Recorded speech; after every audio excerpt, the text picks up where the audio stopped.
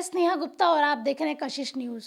शादी एक ऐसा पवित्र बंधन है जिसको लोगों ने दहेज लेके और दे के दूषित कर दिया है।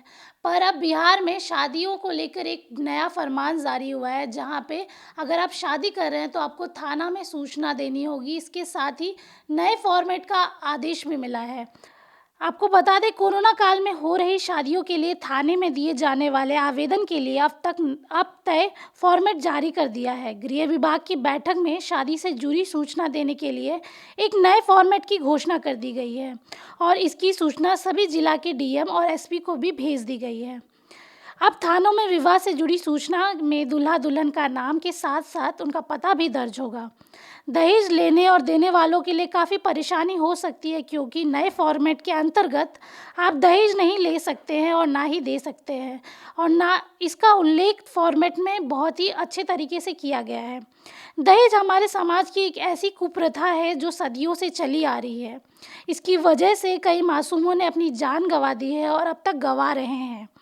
दहेज लड़कियों के लिए, लड़कियों के माता पिता के लिए एक अभिशाप बन गई है, जिसमें एक लाचार बाप अपनी पुत्री की विवाह के लिए काफ़ी पैसे इकट्ठा करके अपनी बेटी की शादी कराता है।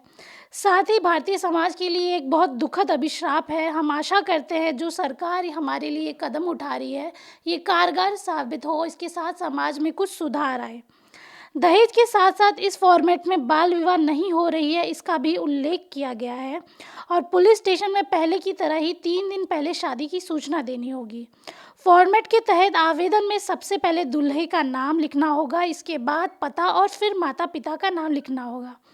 जिस जिस तरीके से दूल्हे की जानकारी लिखी गई है, उसी तरीके से दुल्हन की भी जानकारी दी जाएगी।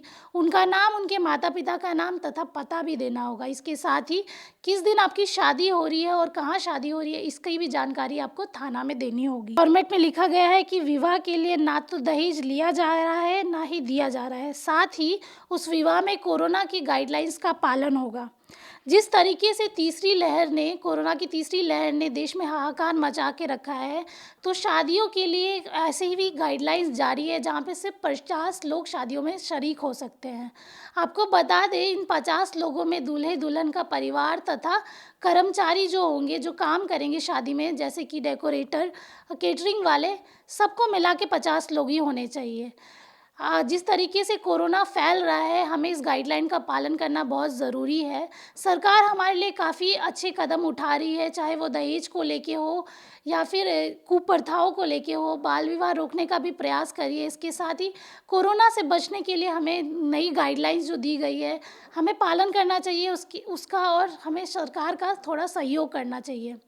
इसी के साथ आप बने रहिए कशिश न्यूज़ के साथ। मैं स्नेहा गुप्ता आपसे इजाज़त लेती हूँ। धन्यवाद।